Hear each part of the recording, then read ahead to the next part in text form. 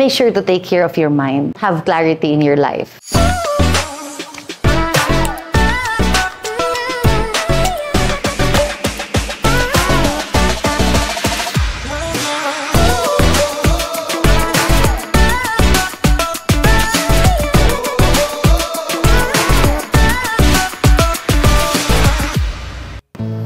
Hey beautiful people, this is Pearl Hung, and our question for today is, how do I gain clarity? Kasi, you know, in today's world, if you will entertain everything, your mind will have a lot of clouds, no? Yung sinasabi na brain fog, o kaya tinatawag na, ay, ang clouded ng utak ko. May mga ganon. So, how do you find clarity in today's world? More likely that everything's available to anyone, no? When it comes to social media, mag-view ka lang ng reels, mamaya mapapanaginipan mo na siya.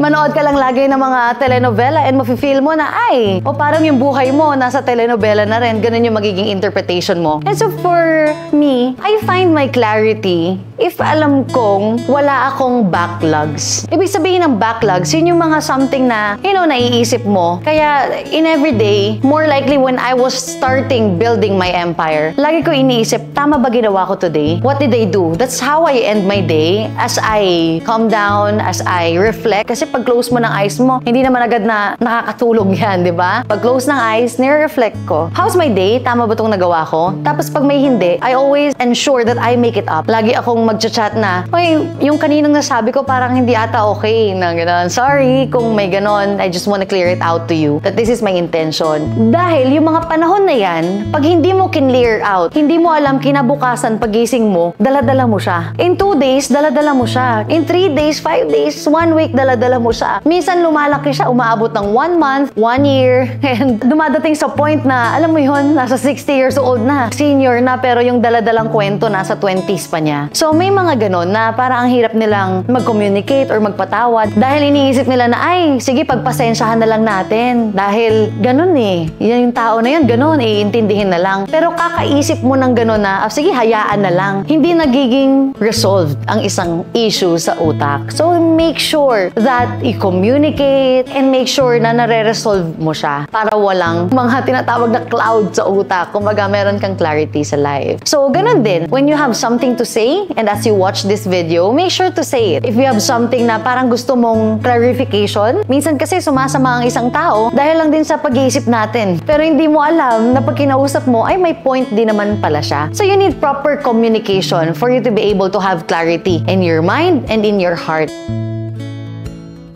Dahil pag clear ka mag-isip, clear din yung konsensya mo, clear ka as a person, mas magiging magaling yung pag-iisip mo in the next coming days when it comes to innovation, to creativity. Alam mo kung ano yung mga gagawin mong next, and you will be blessed by blessings. Sabi nga, blessings are ideas.